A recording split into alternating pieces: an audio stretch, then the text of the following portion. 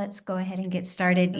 This season, December really does come with a big blur of responsibilities and expectations. It's very noisy, it's very expensive, there's just a lot of pressure on us.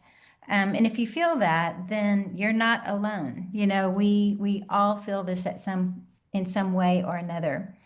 And I know that in my own personal story, a long time ago, I had two Christmases where I was this pregnant. And during that period of time, we were just, our family was beginning and going strong, and we were just busy. And Christmas at that time in our lives was a very busy time. We had a lot of family. All of our family was nearby. Everyone was still with us. And there was a lot of gatherings, a lot of work gatherings, a lot of other things happening in addition to young children and all of the things that are associated with that. And during that period of time, there was a song that I listened to. It was kind of one that played a lot back then. It was Amy Grant's Breath of Heaven. And every time I heard that song with these words, help me be strong, help me be, help me, it triggered something deep within me in this big pregnant lady's existence. And every single time I heard those words, I would cry. And I think it really speaks to how the Christmas holidays or all of the holidays, any big event that we have in our life that has heightened expectations can be very emotional and difficult for us. And so in the next 20 minutes or so, what I'm going to do is I'm going to walk you through a really powerful mindset shift that can help you end this year with clarity and with a little bit of calm and some confidence in what it is that it is making you feel the way that you feel. So, many women feel this pressure because we carry a lot of weight. It's really interesting. We carry a lot of invisible weight, and sometimes we're not even aware of this weight that we are carrying. It's an emotional labor, it's guilt, it's unmet expectations. There's a lot of things that are triggering and going on inside of us that sometimes we are a little bit immune to because we're so busy with other things. And so here's some of the words that might describe the things that you feel at this point in your life. We just have such high expectations of ourselves, of other people, of what they're going to do, other people's expectations of us. It's interesting, 62% of women say that they manage the whole mental load of the holiday season. And that includes Thanksgiving and all of the family gatherings and all of the other holiday events that we are doing during this period of time. And so if we're carrying the mental load, that means that not only are we thinking about all of these details, the cooking, the cleaning, the communication, the purchasing, the wrapping, the travel, the scheduling, all of those things, the RSVPs, the buying the tickets, all of those things. That's a lot to think about, a lot to remember, and a lot on top of what your already full life is. During the holidays, our house kind of gets on display a little bit more. We decorate it, we invite people over, they look at our lights in the front yard. All of these things can evoke a certain amount of anxiety in us, especially if we're not used to people coming into our house. And if we have house guests coming, that can provoke a little bit of anxiety. Kin keeping is a word that I came up in the research that I found on this particular topic. And that is a word that describes just this maintenance of emotional ties that we have with people, particularly with our kin, our families, our extended families, the families that don't live nearby, the families that do live nearby, but also our friends and maybe old friendships that you only see once a year when they come into town. The maintenance of these ties is oftentimes falls on the shoulders of the women. Loneliness is heightened during this season. Grief and loss are very often refreshed. I have spent a lot of time grieving in the last few weeks over, some losses that we've had in our family. And so as you look at these words, I just invite you to take a look and think to yourself as you read it, What would you add to this list? What are you experiencing that is not listed here? I'm sure there's a whole lot more that we could add to this list. And so, how do you know when this weight that you're carrying, which, especially if it's invisible, how do you know if you're experiencing this kind of stress and overwhelm? It looks different for all people, but typically our bodies will give us some clues as to what's going on. Maybe the first thought that you wake up with in the morning, to me, that's a big indicator of what's going on in my life stress wise. Physical tension. Are you clenching your teeth? Are you holding your shoulders up here? Are you tightening your back? Do you have knots in your back?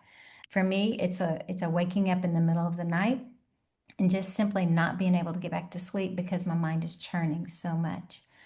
Sometimes it comes out with irritability, depression, lack of patience with our children, intolerance in social situations. It can creep up on us in lots of different places. And so the question is, what are you carrying that is not yours to carry? That's the question that we all need to be thinking about. And I would encourage you, as you think about this, as I talk about it a little more, to write down some of the things that you are carrying and what's weighing you down. What's this invisible weight that you're carrying around right now? And the next question is, what are you responsible for? I mean, is it really your job to do all of the things, or could you not? What could you release to somebody else or just release into the air? I mean, what could you not do of that big word cloud that I showed you a while ago?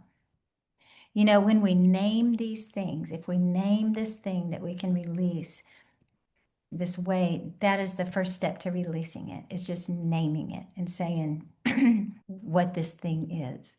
You know, I'm going to share a story about me personally. One of my expectations from when I was a little girl, we always did it. And then when our children were young, the whole time that they were growing up, till about mid high school, probably, um, going to a Christmas Eve service at church has always been a part of my holiday tradition, our holiday tradition as a family. And so now our children are grown, they have families of their own, they live out of state, and they are living their own lives. When we gather for Christmas, celebrations, holiday celebrations, they're not so interested in that church service on Christmas Eve. In fact, we haven't done it in many, many years just because they are not interested. And so we, I have a choice, what am I going to do? Am I going to stand on this thing and say, oh, I'm so mad. I'm so disappointed. I'm so sad that you won't go to church with me. Or I can release it and not hold on to it so tight. I can change my thoughts about it or not. I can release it and say it's not that big a deal or not. I can hang on tight to what I want or I can let it go because I am in charge of myself. I am 100% responsible for the way that I respond to this expectation that I have that other people are not meeting. And so, this is the core idea of what I'm talking about today, and that is that 100% taking 100% responsibility doesn't mean that you are blaming anything, anybody, any event, anything. It just means that you are claiming your power and saying, I am the one who is responsible for the way that I feel about this thing. And so, my my response to this whole really I'd love to go to a Christmas Eve service, the fact that they don't want to go to the service is the event. That's the event in this equation of E+R equals O, which is the way that we kind of illustrate taking 100% responsibility. So the event is I would like to go to Christmas Eve service, and other people in the house would rally, they don't really care about it. It's not something that's meaningful to them. And so the response is I can get mad, I can get hurt, I can pout. I can do a lot of things that sometimes we women do when we don't get our way, right? And the way that I respond is going to determine the outcome of our whole evening, right? If I'm mad, then that makes other people maybe mad too, or respond to my emotion with their own emotion. And so the way that we respond to this thing that is the thing that we need to release, it not only affects us and our own mindset, but it affects our relationships. And so the way that we respond is very, very important in our relationships with the people around us and with the people in our community. So, as a result, I'd love to introduce you to just a practice of kind of understanding how to do this because it's easy to say these words. It's a lot harder to actually implement them and put them into practice. When it comes to E+R=O, or taking 100% responsibility for yourself, the first step is to take a pause. Just take a breath, just like we did at the beginning of this webinar. Take a breath and notice, what is it that I'm feeling? I'm feeling whatever this feeling is that you're feeling.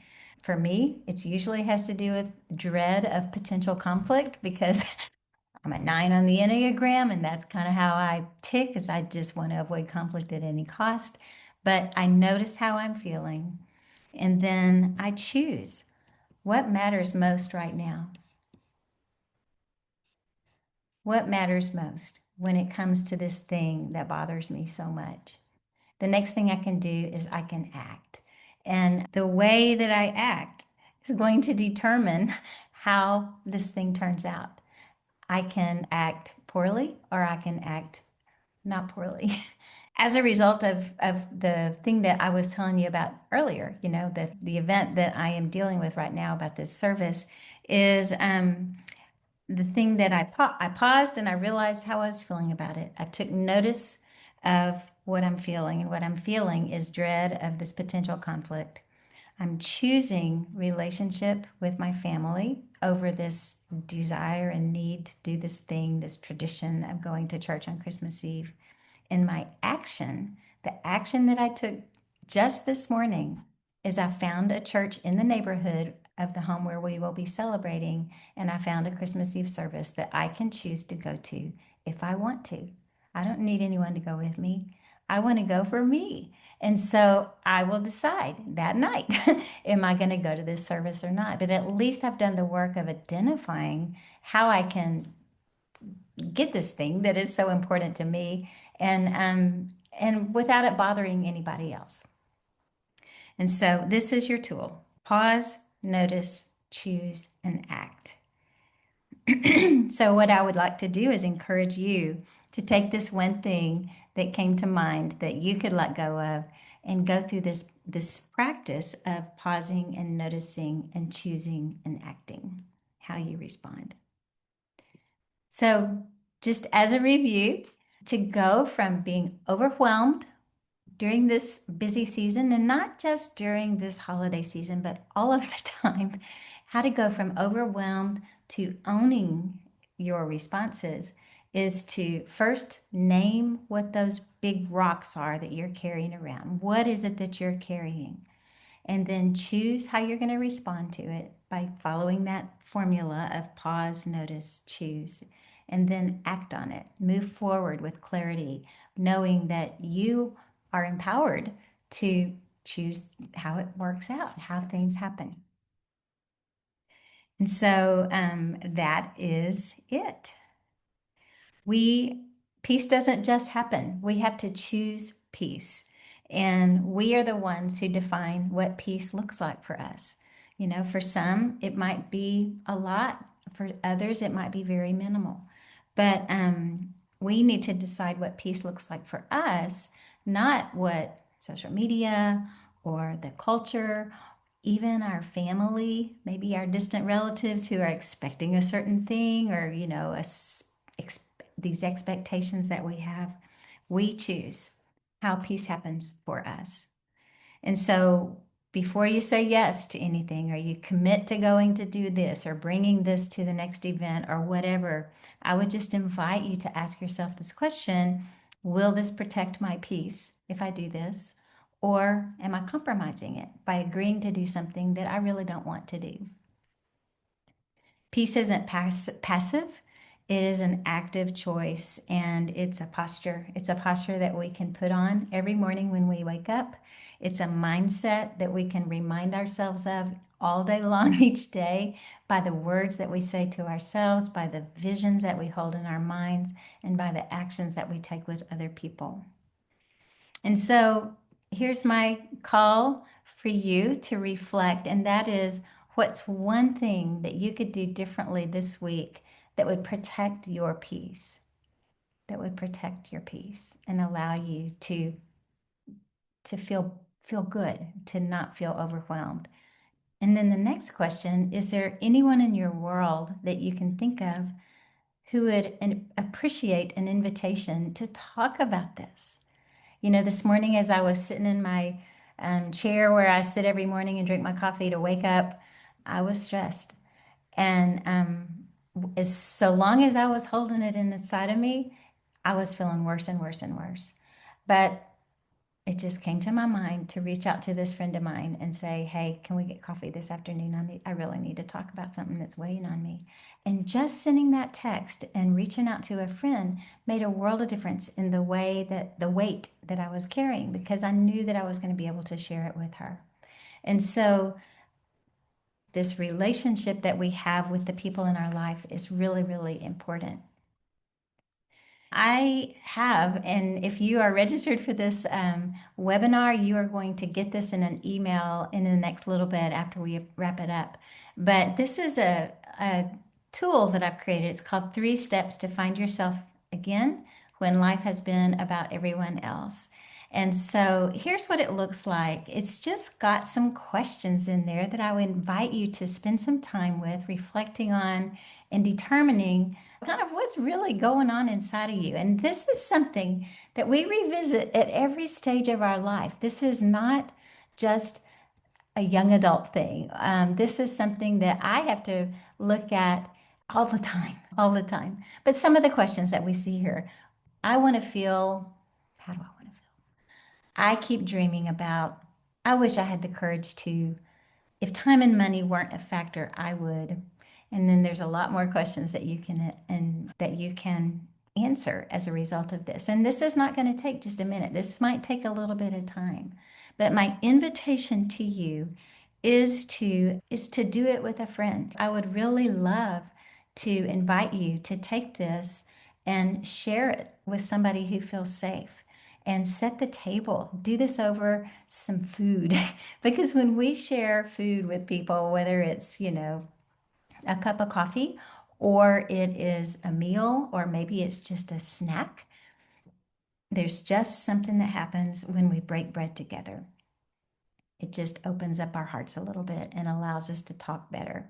Anytime you are at a meal with a circle of people, and there's always a real big difference in the way that the conversation goes when everyone's hungry versus when they are sharing the meal and after the meal. There's just something happens when we share bread together.